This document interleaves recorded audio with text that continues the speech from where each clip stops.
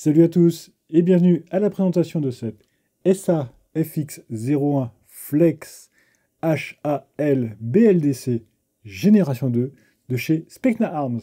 Pour commencer, un grand merci à Specna Arms et Gunfire pour l'envoi à titre gracieux de cet exemplaire de test.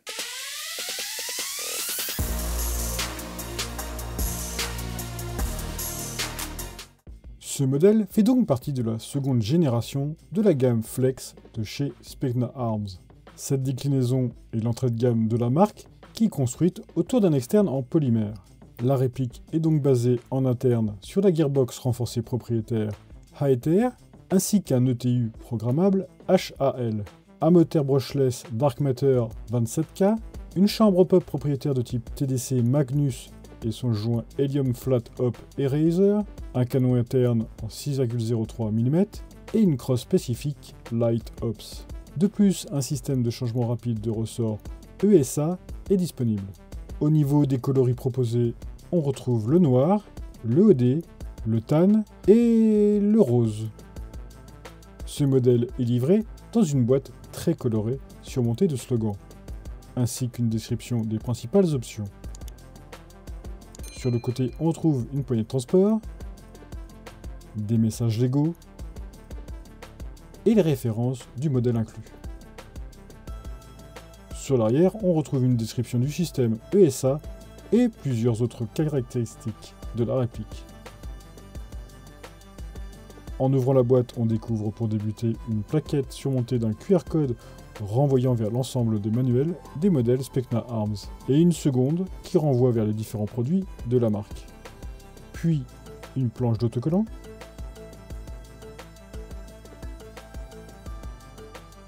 un BB loader,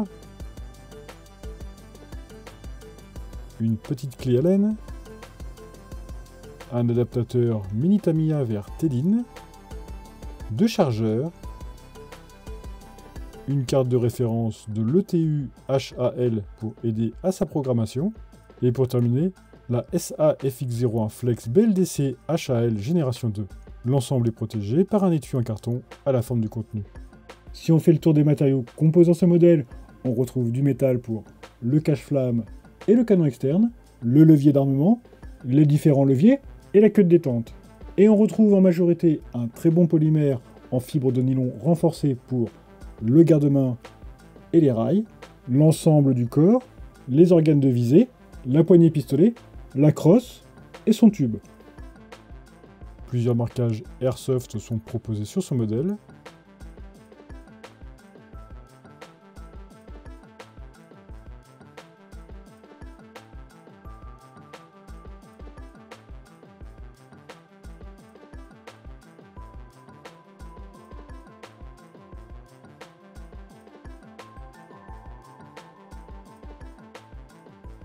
Des attaches pour système Quick Detach sont proposées de chaque côté du garde-main et sur le dessous.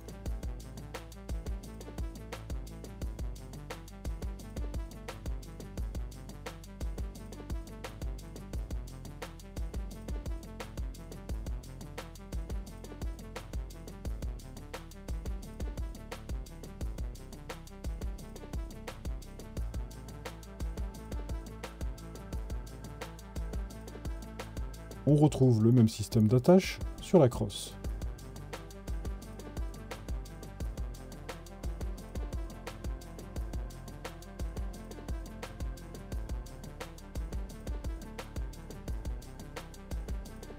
Sur les côtés du garde-main et les dessous, on retrouve aussi plusieurs séries de rails M-Lock.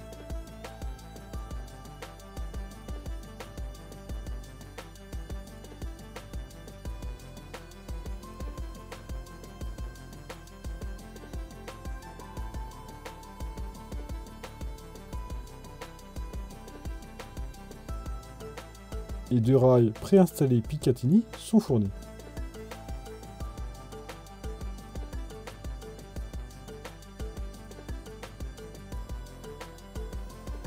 On retrouve un rail du même type sur toute la longueur supérieure. Une vis de réglage de la queue de détente est disponible à l'avant. La poignée pistolet dispose de légers motifs en relief.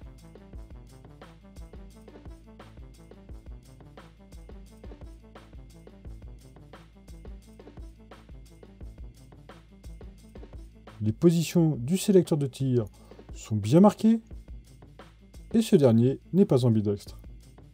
L'ajustement du hop-up se réalisera par la fausse trappe d'éjection.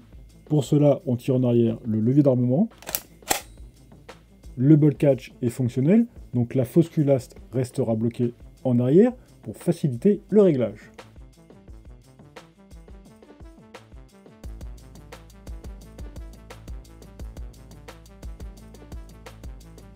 Le hop-up est de type rotatif et l'ajustement est ferme.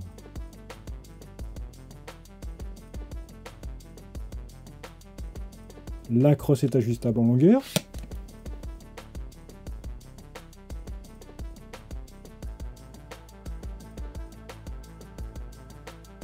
Le dessus dispose de motifs Specna Arms gravés. Et à l'arrière, un imposant talon en caoutchouc texturé est présent. Les éléments de visée sont de type flip-up.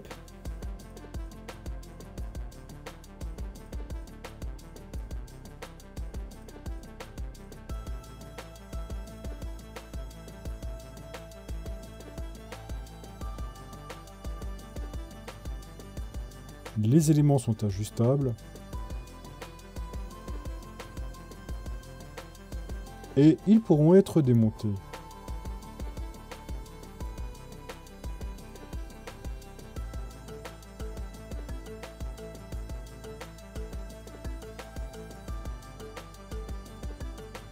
Le cache-flamme peut être retiré pour révéler un pas de vis de 14 mm anti-horaire permettant l'installation d'un traceur par exemple.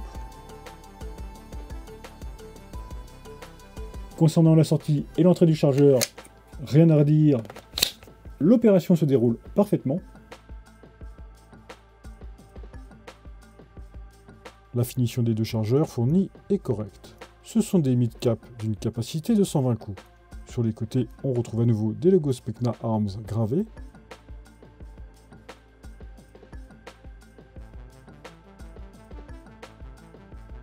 Ainsi que quelques marquages latéraux. Bonne nouvelle, les chargeurs d'ARP9 sont compatibles, même si les chargeurs d'origine sont peu onéreux puisque proposés à environ 10 € pièce.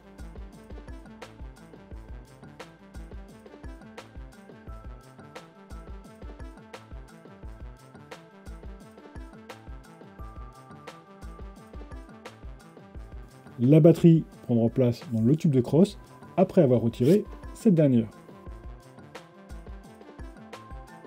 On accède alors à une prise de type T-DIN. La majorité de mes batteries LiPo rentrent sans souci.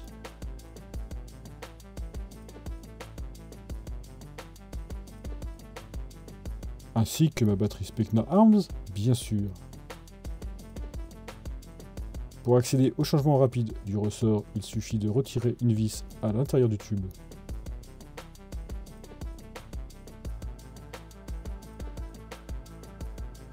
Et on peut retirer le ressort à l'arrière de la gearbox.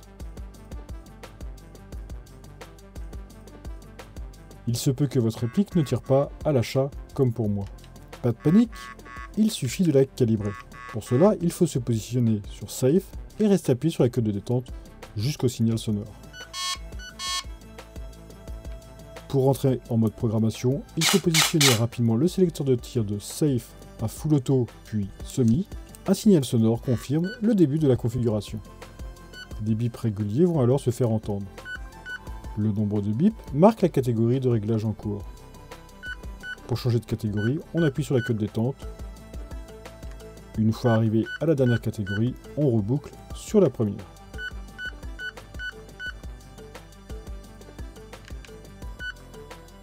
Pour rentrer dans une catégorie, on passe en position Full Auto.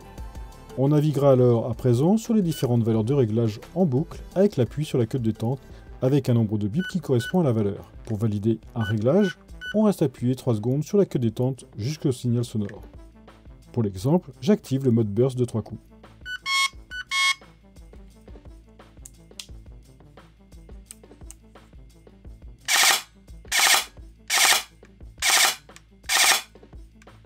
Activons maintenant le mode sniper pour le test. La catégorie est la seconde et la valeur est le numéro 4. Les différentes catégories de réglages permettent d'ajuster les modes de tir de la position semi et auto, la sensibilité de la queue de détente, le niveau de pré-cocking et l'activation ou non de l'active braking.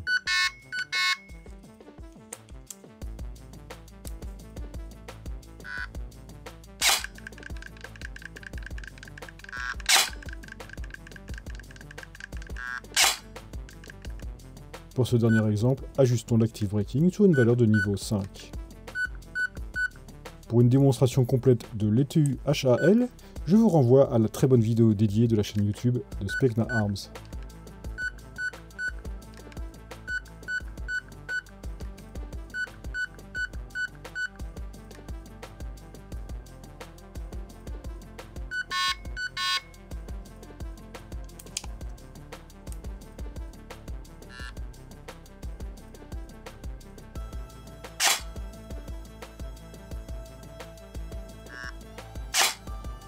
Si vous avez besoin de procéder à un reset, il faut se positionner en safe, puis brancher la batterie tout en restant appuyé sur la queue de détente jusqu'à entendre une vibration.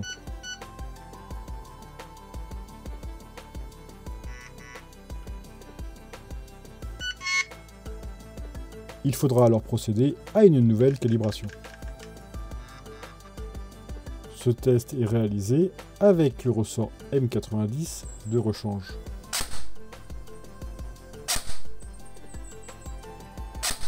Avec le ressort d'origine, on obtient des résultats de 1,27 joules de moyenne.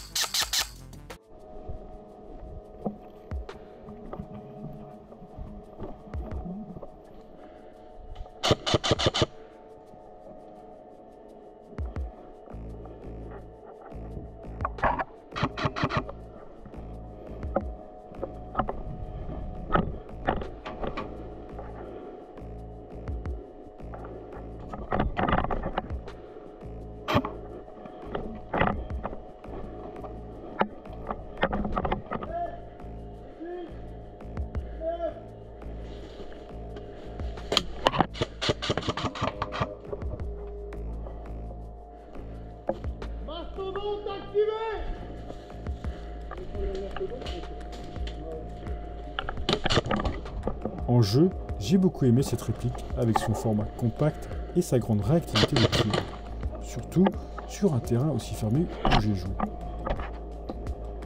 L'expérience de jeu a été très satisfaisante tout au long de mon test. Et bien sûr, aucun souci avec l'utilisation de chargeurs DRP9.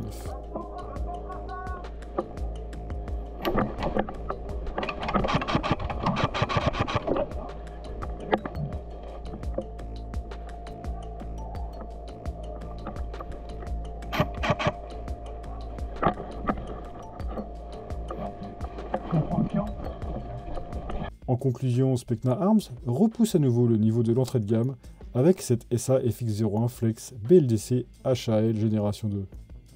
La finition externe est certes très plastique, mais elle reste très bonne. Le contenu des boîtes Specna Arms est toujours aussi généreux, et l'expérience de tir offre une très belle qualité avec de bonnes performances de tir. Ce modèle sera parfait pour les joueurs cherchant un modèle compact complet est tout équipé en externe et interne, proposant des caractéristiques de tir orientées haut de gamme. Merci à vous d'avoir regardé cette vidéo. Si vous possédez vous aussi ce modèle ou si vous voulez échanger sur ce dernier, n'hésitez pas à utiliser les commentaires. Pensez aussi à vous abonner à mes différents médias sociaux pour ne rater aucune nouvelle vidéo, suivre mon actualité et apporter votre soutien. Et je vous dis à très bientôt dans une prochaine vidéo.